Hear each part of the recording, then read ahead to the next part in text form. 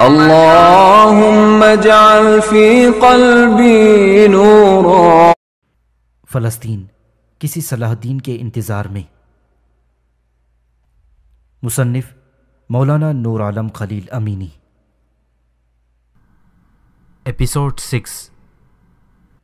صہیونی جیلوں میں فلسطینی قیدی۔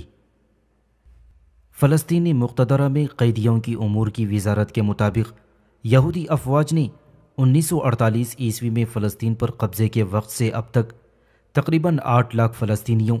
یعنی کل فلسطینیوں میں سے چوتھائی کو قید و بند سے گزارا۔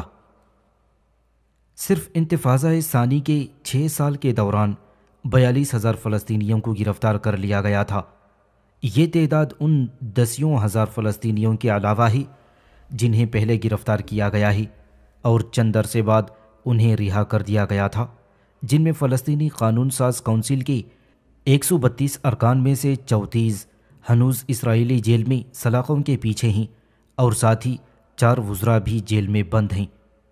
فلسطینی اتھارٹی یعنی مقتدرہ کے مطابق اسرائیل کی جیلوں میں ہنوز 11,000 فلسطینی قید و بند کی مصیبتیں جھیل رہے ہیں، جنہیں 30 جیلوں یا قید خانوں یا حبس خانوں میں رکھا گیا ہے۔ ان میں سے کئی ہزار قیدیوں کے خلاف فیصلے صادر ہو چکے ہیں اور 1,40,000 ابھی فیصلے کے انتظار میں حوالات میں بند ہیں،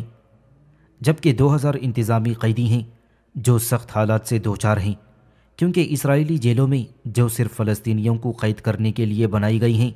انسانی حقوق کی پاسداری کا ذرہ برابر بھی خیال نہیں رکھا گیا ہے۔ لائق ذکر ہے کہ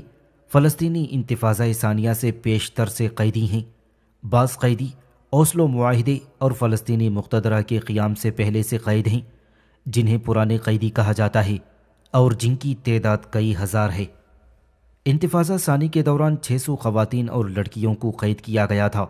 جن میں 118 ہنوز قید ہیں۔ انتفاضے کی ابتدا سے اب تک 6,000 بچوں کو گرفتار کیا گیا ہے، جن میں سے 330 بچے ہنوز کئی جیلوں میں بند ہیں۔ حفاظتی دیوار۔ حفاظتی دیوار جو صہیونیوں نے مغربی کنارے غزہ پٹی اور قدس میں 16 جون 2002 عیسوی کو اس خیال سے تعمیر کرنی شروع کی تھی کہ 1948 عیسوی کے خطوں کی طرف دہشت گردوں کی آمد و رفت اور اسرائیل کے خلاف ہونے والی کارروائیوں کو روکا جا سکے، لیکن حقیقت کچھ اور تھی۔ اس دیوار کے ذریعے صہیونیوں کا مقصد یہ ہے کہ فلسطینی زمینوں کے بڑے حصے کو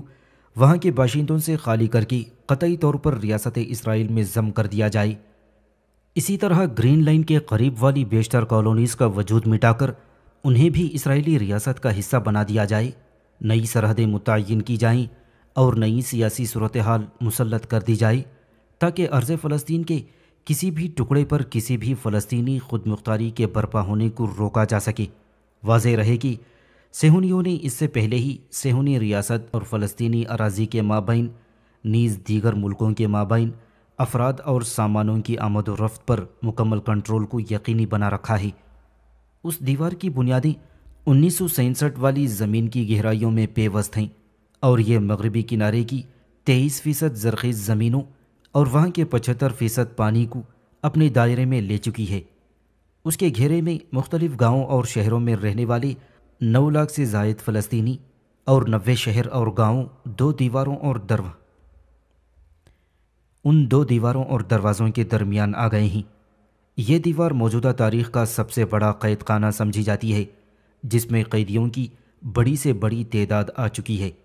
یہ دیوار برلن سے 3 گنا لمبی اور دگنا اونچی ہے۔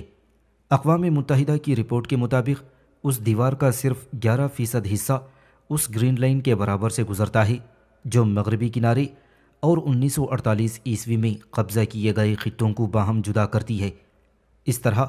فلسطینی شہروں کے مابین قدرتی رابطے کے سامنے ایک بڑی رکاوٹ کھڑی کر دی گئی ہے، جس نے فلسطینیوں کو ایک دوسرے سے علیحدہ کر کے رکھ دیا ہے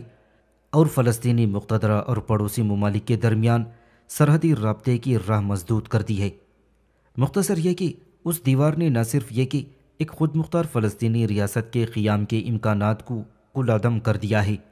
بلکہ اس سرزمین پر فلسطینیوں کے وجود کے امکانات کو بھی ختم کر دیا ہے، کیونکہ اس کی وجہ سے متوقع فلسطینی فریق ایک کٹی پٹی کمزور اور بے جان ریاست بن کر رہ گئی ہے۔ 15 اگست سے 22 اگست 2005 عیسوی تک اس عرصے کے درمیان غزہ سے یہودیوں کا انخلا فلسطینی رقبے کے 1/3% سے زیادہ نہیں،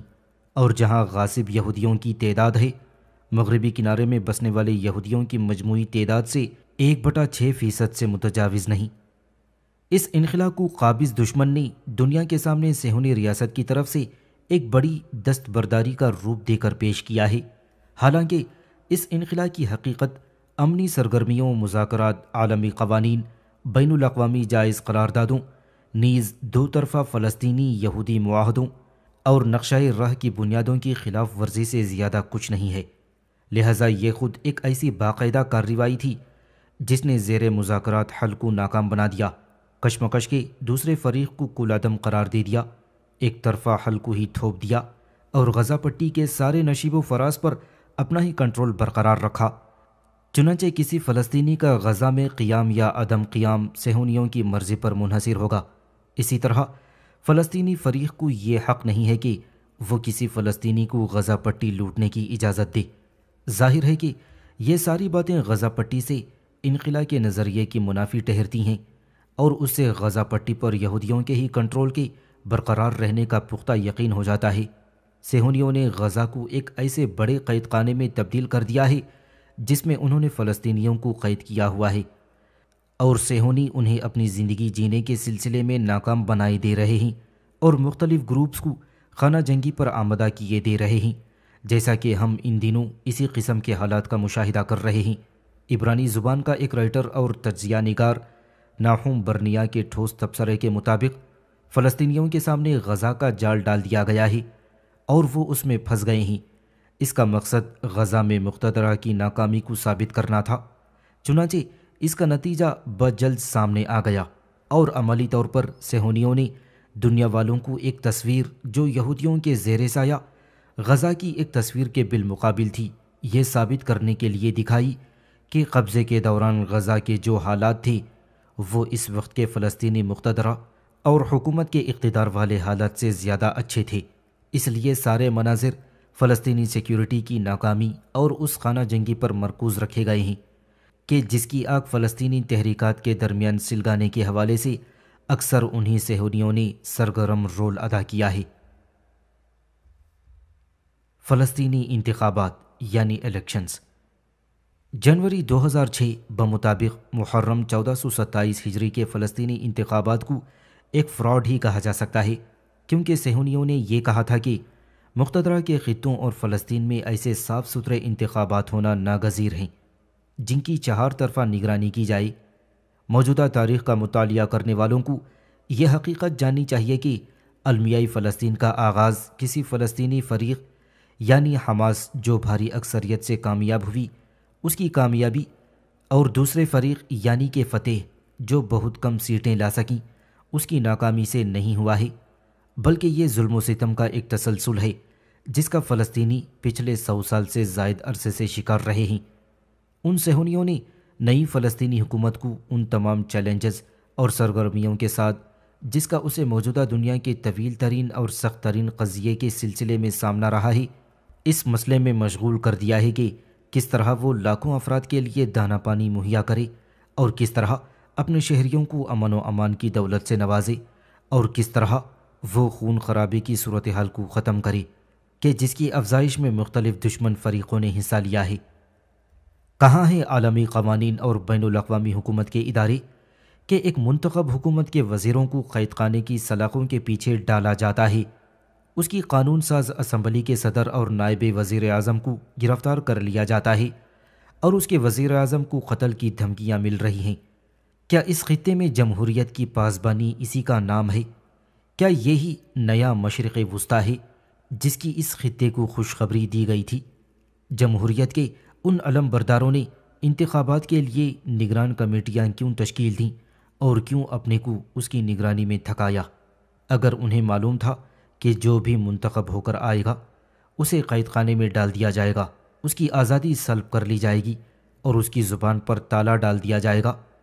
آخر کیوں ہمیں ان کی طرف سے مذمتی کلمات سننے یا کم از کم کوئی قانون یا انسانی کردار دیکھنے کو نہیں ملتا۔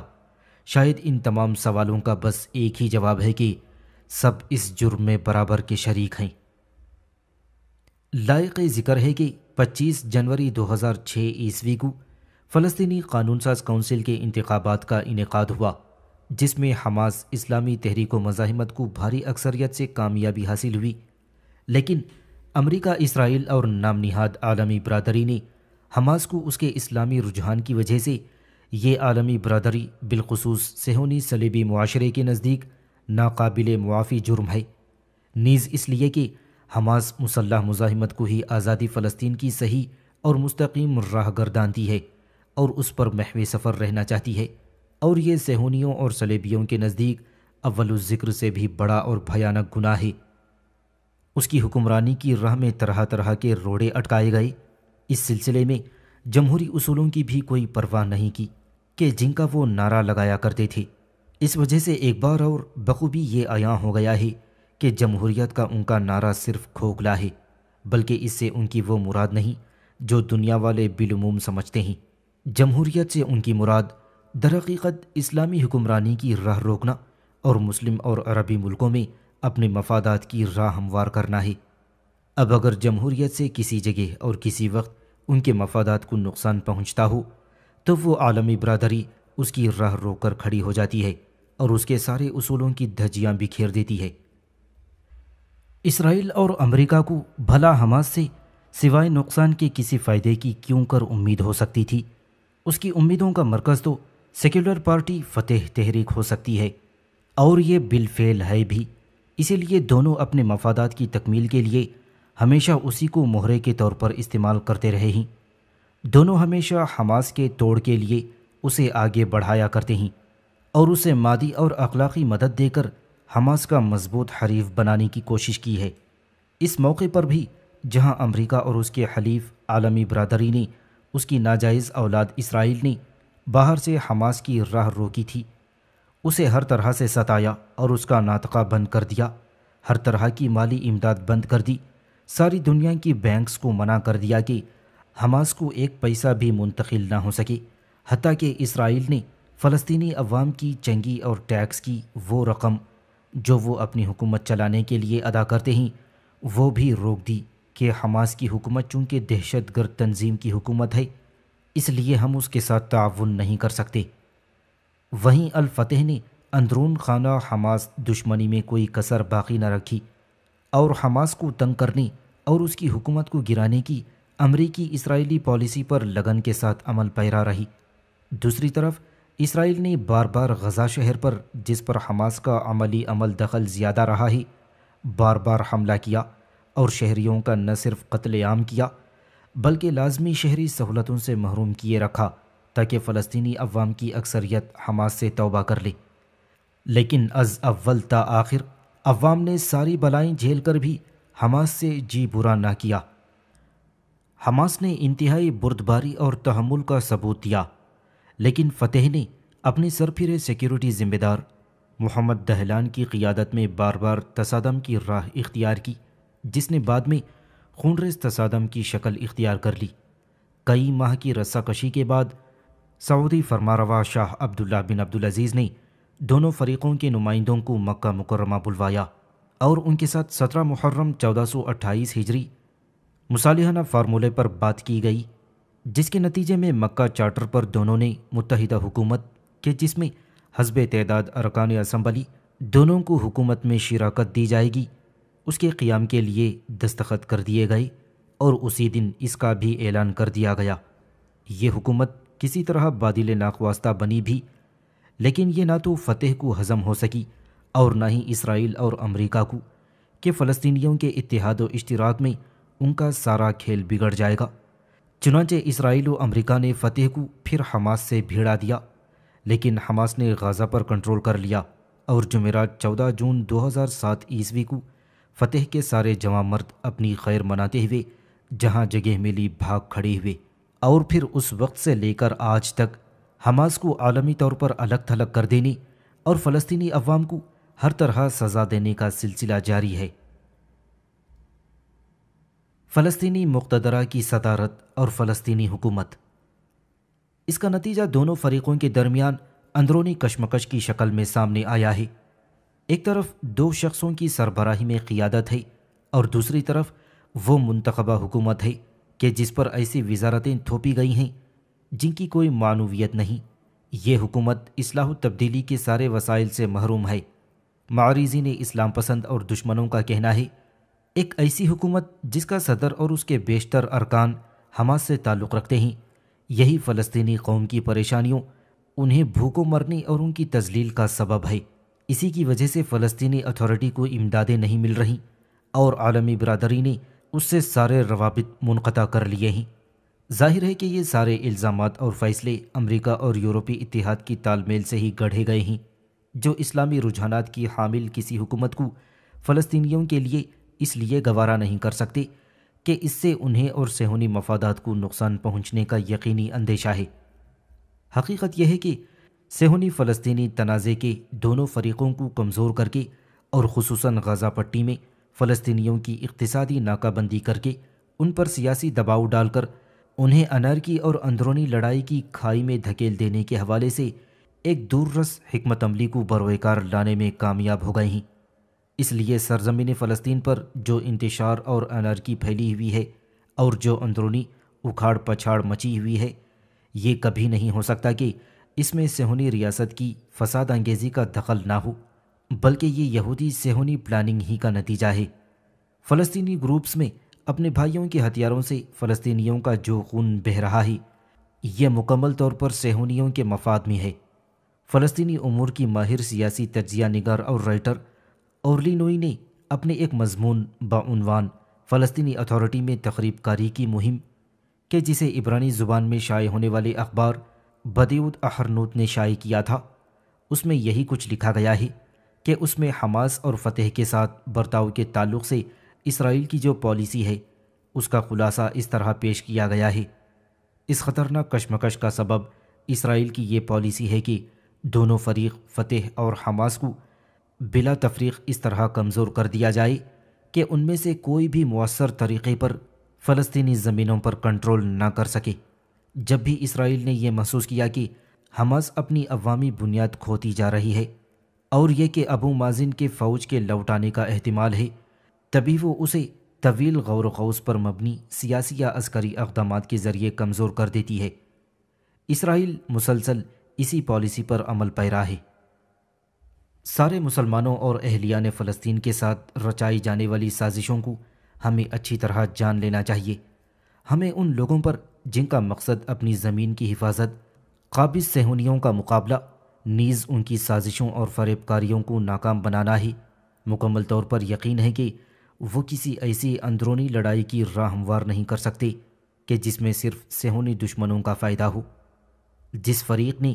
یعنی برطانیہ، امریکہ اور یورپ نے فلسطین میں یہودیوں کے لیے ایک قومی وطن کا وعدہ کیا تھا، وہاں کی زمینوں کی تقسیم کا فیصلہ ارض فلسطین پر صہیونیوں کی ریاست کو تسلیم کر لیا، فلسطین کے جلاوطن باشندوں سے چشم پوشی اختیار کر لی،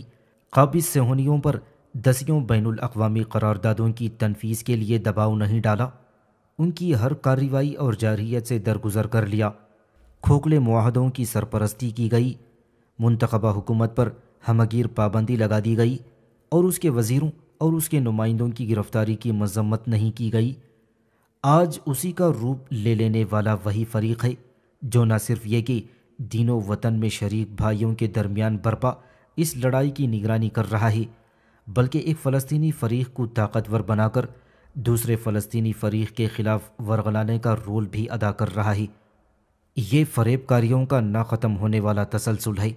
جو ہمارے سامنے ان تمام صورتوں کے ساتھ مجسم ہے جن سے شرم کے مارے ہمارا سر جھکا جاتا ہے۔ ہماری متنازع فریقوں سے صرف یہی گزارش ہے کہ ہمیں اس فریب دہی کے سامنے سیسا پلائی دیوار بن کر کھڑے ہو جانا چاہیے تاکہ ہم فلسطین اور وہاں کے عوام کے ساتھ ہونے والی سازشوں کا ادراک کر سکیں اور یہ جان سکیں کہ ان واقعات کے درپردہ کیا ہو رہا ہے اور کس طرح مکاری سے مغربی اور غیر مغربی میڈیا کو اس کام کے لیے زیر دست کر لیا گیا ہے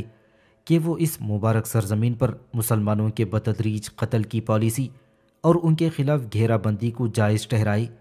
ان دشمنوں نے تمام مسلمانوں کو باہم لڑانے اور ان کے پاکیزہ لہو کو بہانے کے لیے سارے انتظامات کر رکھے ہیں۔ غزہ پر تحریک حماس کا کنٹرول اور موجودہ صورتحال۔ 2007 عیسوی میں کئی ماہ تک فتح کی برادر دشمنی کی وجہ سے اس کی حماس سے خونریز کشمکش رہی، جس کے نتیجے میں 14 جون 2007 کو حماس نے غزہ پٹی پر کنٹرول کر لیا، جس کی وجہ سے فتح کے سربراہ محمود عباس ابو مازن نے فلسطین کی قانونی متحدہ حکومت کے وزیر اعظم مسٹر اسماعیل ہنیہ کو غیر قانونی طور پر معزول کر کے سلام فیاض نام کے ایک سیکولر مزاج اپنی طرح کے دین بیزار شخص کو غیر قانونی عبوری حکومت کا ذمہ دار بنا دیا۔ اور دوسری طرف عالم عربی کے حکمرانوں نے، جن میں سے اکثر امریکہ کے وفادار غلام ہیں، حماس کے بالمقابل ابو مازن کی تائید کی۔ صرف چند حکمرانوں نے ابو مازن کو حماس سے گفتگو کرنے اور قومی قربت کی راہ پیدا کرنے کا مشورہ دیا، ورنہ اکثر حکمرانوں کا رویہ امریکہ اور اسرائیل کی مرضی کے مطابق حماس کو الگ تھلگ کر دینے اور غزہ پٹی کو، جس پر حماس کا کنٹرول ہے، ساری سہولتوں سے محروم کیے رہنے کی تائید کی، تاکہ حماس اپنی مزاحمت کی پالیسی کو اکثر ترک کر دینے پر مجبور ہو جائے۔ اسرائیل نے غزہ کے باشندوں کو عذاب میں مبتلا کر رکھا ہے، وہاں پانی، بجلی اور اشیائی خورد و نوش کا بحران پیدا کر کے حماس کو شیشے میں اتارنے کی کوشش جاری رکھے ہوئے ہیں۔ دوسری طرف مصر نے بھی اپنے ہاں ان کی آمد و رفت روکنے کے لیے سرحد کو بند کر دیا ہے، اور پھر ادھر امریکہ نے اتھارٹی کے صدر عباس محمود کی سیکیورٹی کو مضبوط کرنے، اس کی ٹریننگ کا انتظام کرنے، اسے ہر طرح کی مالی مدد دینے کا وعدہ کیا ہے، بلکہ وعدے پر فی الفور عمل بھی شروع کر دیا ہے، تاکہ حماس کو زیر کرنے کی اس کی اور اسرائیل کی تمنا پوری ہو سکے۔ اس تحریر کے اواخر یعنی ستمبر 2007 عیسوی میں لکھے جانے کے وقت تک یہی صورتحال قائم ہے۔ اس سے آگے کے حالات اور اکتوبر 2023 کی جنگ سے لے کر اب تک کے حالات آپ سب کے سامنے میڈیا کے ذریعے سے ظاہر ہو چکے ہیں، اور آگے اللہ اپنی مرضی سے زیادہ واقف ہے۔ رب ذوالجلال کے دیدار کی تڑپ لیے کچھ لوگ جو ہم سے بہت دور